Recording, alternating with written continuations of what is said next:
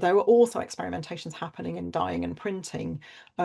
This is much more in Lancashire rather than in Halifax, but it does also affect Halifax, and it is also part of what drives these changes in fashion at the time, because there are so many changes at this period in the dyeing and printing. So we've got things like the availability of dye products, and really with logwood and fustic, these are dye products which have been imported from the Caribbean and the West Indies. So they move from usually wooden block printing, but also sometimes engraved plates they had moved on to.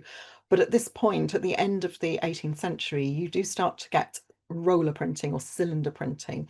And these are wooden rollers, but they have copper inserts and sometimes felt inserts to actually roll the pattern. Obviously, when you've got a roller, you can actually print a lot more fabric much quicker. And then we move on to, again, in the 1830s, right through the 1830s, they're experimenting with colour.